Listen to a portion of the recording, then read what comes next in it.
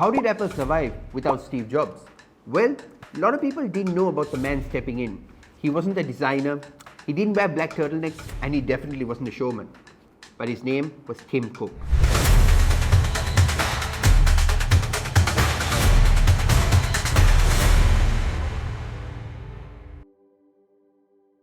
Timothy Donald Cook was born in a small town in Alabama, far away from the tech world's flashy lights. His father worked in a shipyard and his mother at a pharmacy. Well, Cook was a type of kid that believed that discipline could fix almost every single problem in the world. After studying industrial engineering at Auburn, he earned his MBA at Duke and landed at IBM as a result, where he mastered the art of efficiency. But his life changed the day he met Steve Jobs. Jobs told him, "You have to be willing to think differently."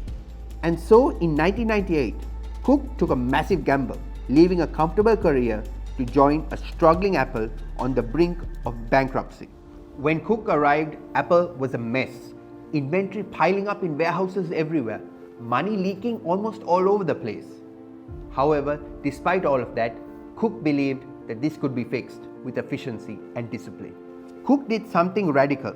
He shut down factories, streamlined operations, and built one of the most effective supply chains the world had ever seen. Under his system, a product could move from the idea to the customer in record time. That system became the invisible engine powering Apple's rebirth that paved the way for the iMac, the iPod, and eventually the iPhone itself.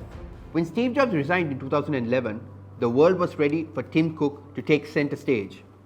However, despite that, there were a lot of naysayers believing that Apple's golden era was entirely over. But Tim Cook didn't try to be Steve Jobs. He didn't need to be.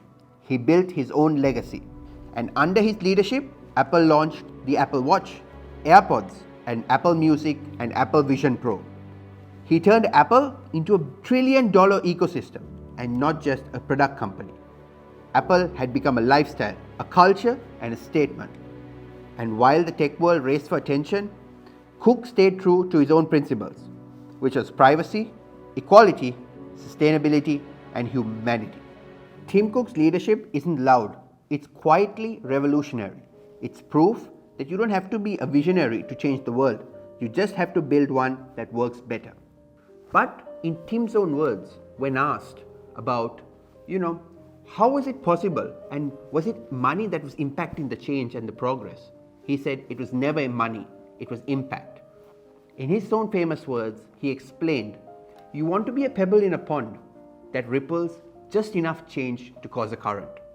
Tim Cook might not be the loudest voice in tech, however, it's always the quiet ones that make the rippling changes that changes the world entirely. The purpose of this video is to inspire the future tech entrepreneurs by providing them with the necessary information and know-how on how to make their dreams and aspirations come true.